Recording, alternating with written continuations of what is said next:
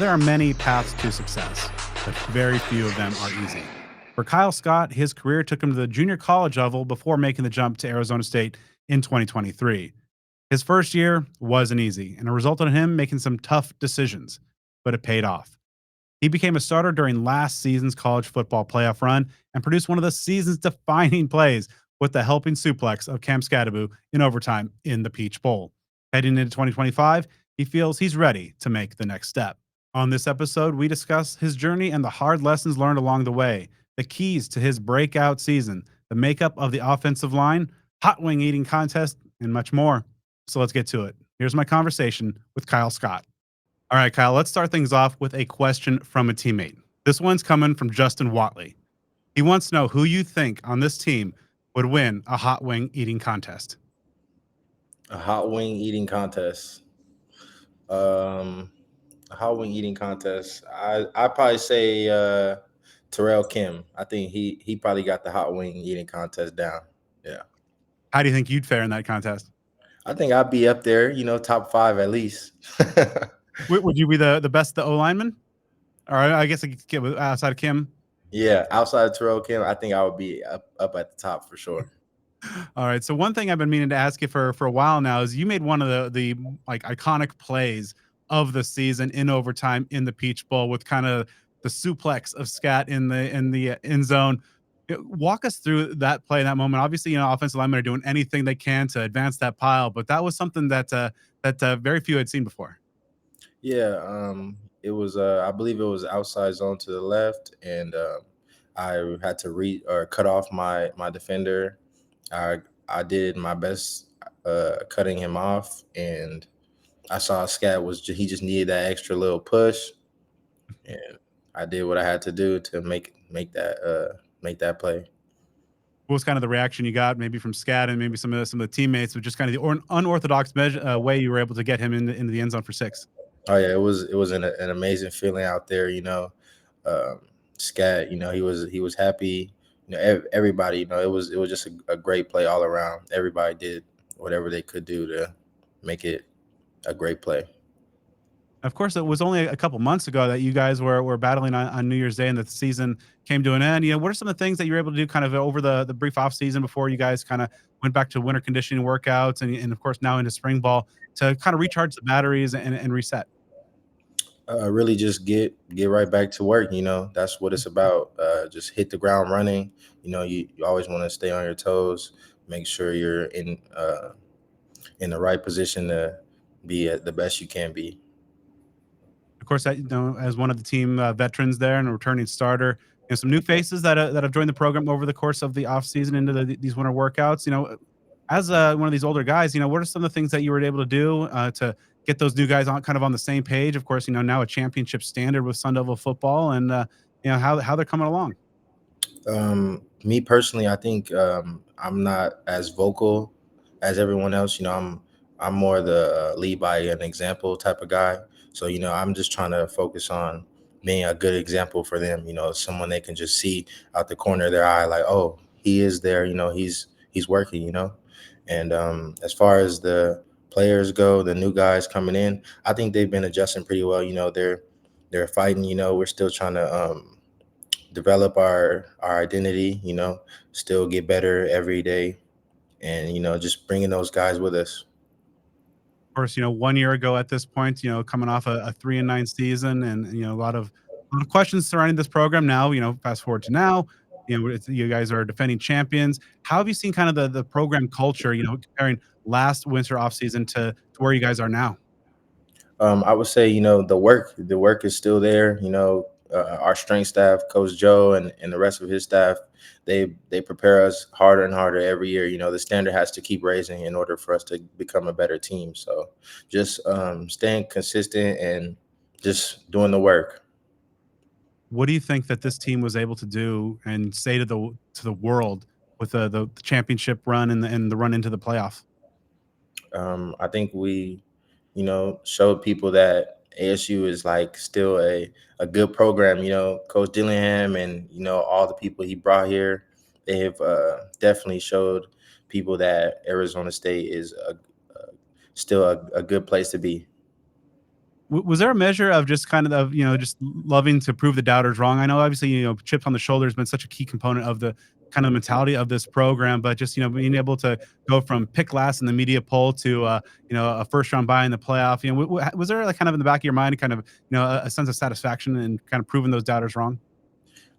Yeah, for sure. We obviously, like you said, picked that last. Nobody wants to be picked last like that, and so we definitely had a chip on our shoulder just to show everybody that we don't belong down there. Now it's time to continue to show them that we don't belong down there. Even if we're at the top of it or at the bottom, it doesn't matter. We still got to do what we need to do to show everybody and show ourselves that we can play at this level. What were some of your favorite moments looking back upon that magical 2024 season? Favorite moment, I would say probably fall camp, fall camp, just grinding, like the everybody sees the end, like the end goal. But in my opinion, I think just being in those times where, you're not feeling the best or you're not like at your best, but you still persevere and you continue to just strive for greatness.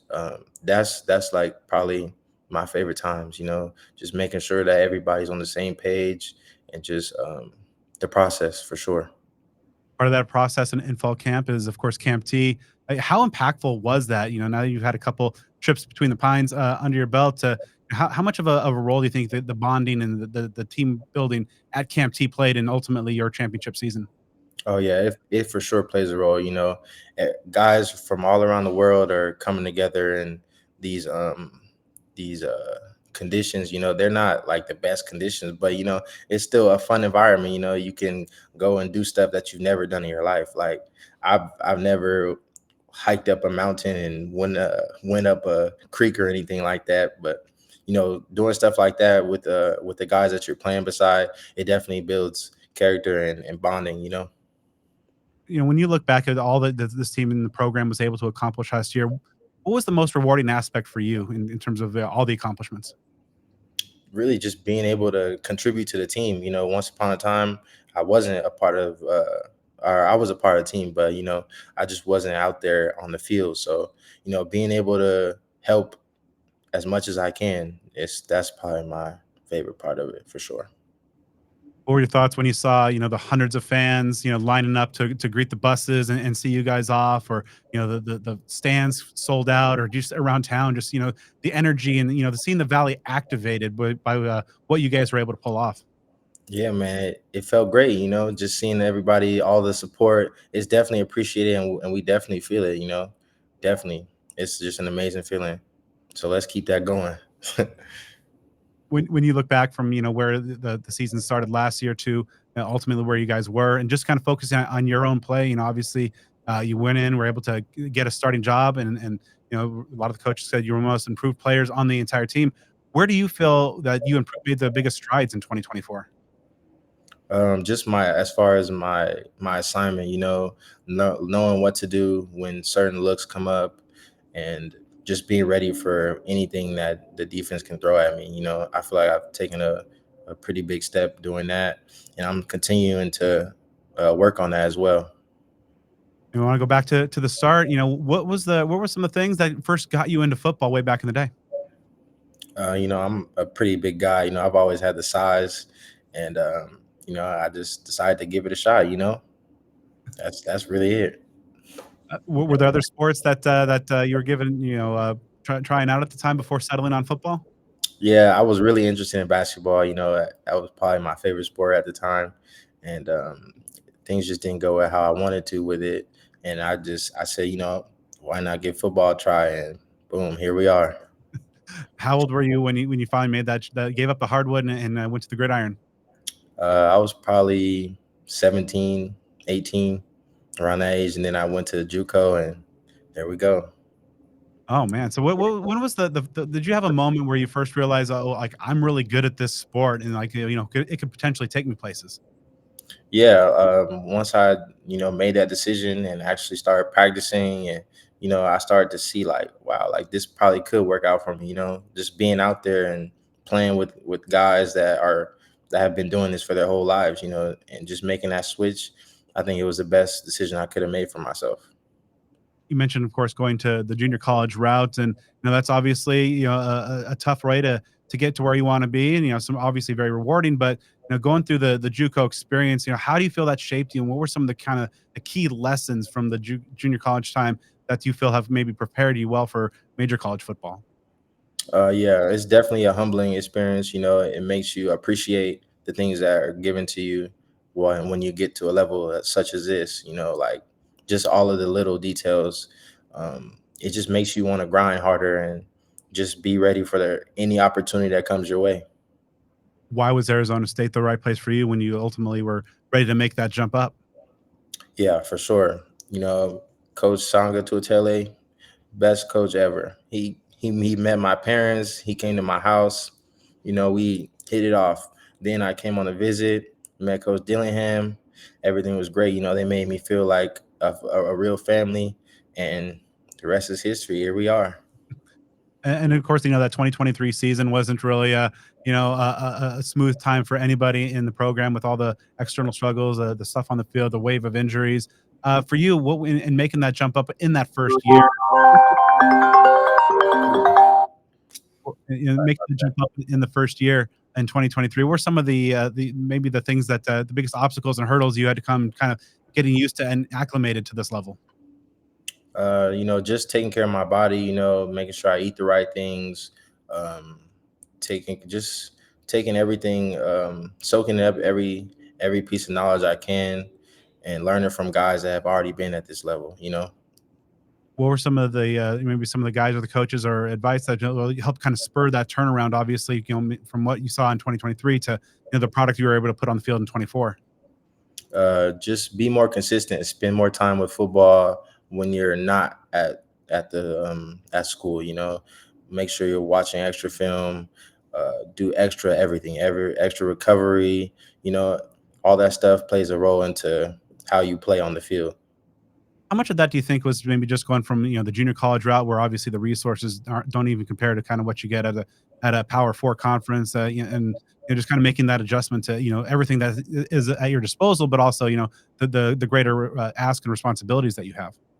I would say it plays a little bit of a part, but at the end of the day, if you want to get it done, you're gonna get it done no matter what. So, you know, if that means you got to watch film on your phone or just do any sacrifices you can make to make you a better person, a better player, you're gonna get it done if that's what you really want to do. Through those struggles of 2023, and the team record and kind of everything that this team had to face and overcome. What were some of the valuable lessons you thought the team learned collectively that ultimately helped pave the way for the success last year? Just making sure that everybody's on the same page as far as communication goes. Uh, just making sure that everybody is just where they need to be when they need to be there. I feel like the leadership has also gotten better as the years have gone. So, I think everything has been getting a lot better, and looking forward to another good season. As you mentioned, it takes a lot to be a student athlete at this level, and just all the hard work, and the kind of off hours as well. In addition to all this, the academic and athletic stuff, what are the ultimately kind of are the things that drive you each and every day to take on this very large workload? My family, they have had I've definitely had an amazing support system with them. God, everything. It's just a blessing to be in the position I am, and I just continue to do it for them. You're heading into year 3 playing for Kenny Dillingham, still one of the youngest coaches in the country, but, obviously he has his own style that is working, and the results speak for themselves. What's it been like just, playing for Dilly over the last few years, and some of the things that you've been able to take away and the impact he's had on you? Oh man, it's great. He's a young, funny guy. It's fun being around somebody like that. It just makes him like he can relate to all the players more than an older coach would, and it's just fun, and he makes everybody comfortable being there. So yeah, it's been amazing playing for Coach Kenny Dillingham. How do you feel your time as a Sun Devil and these, heading into this 3rd year? How do you feel that time has changed you in the course of your life? I think it's definitely changed me for the better. just even outside of football, taking care of business off of the field, it's a direct correlation with how I take care of business on the field. And it's been teaching me just how to be a man and go about my business. Now, of course, you've seen a guy like a teammate like Elijah O'Neal get the benefit of a recent ruling to get another year, and as a JUCO guy yourself, has there been any thought, kind of in the wake of the Diego Pavia ruling that maybe there might be some more time with the Sun Devils in the future? Who knows? Right now I'm just taking it one day at a time. We'll see how that goes. But right now I'm just focusing on what's right here in front of me.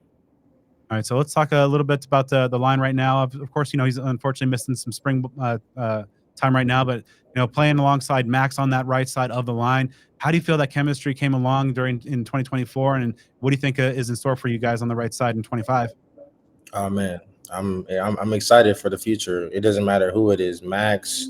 We got Jalen. It doesn't matter who it is. Whoever I'm playing next to, I'm gonna make sure we're on the same page, and I'm just excited to see how things go for sure. Last year you played alongside one of the most accomplished centers in Leaf. What were some of the things that as he makes his way to playing on Sundays, some lessons of just seeing how he led and some of the things along the offensive line that you felt made you a better player.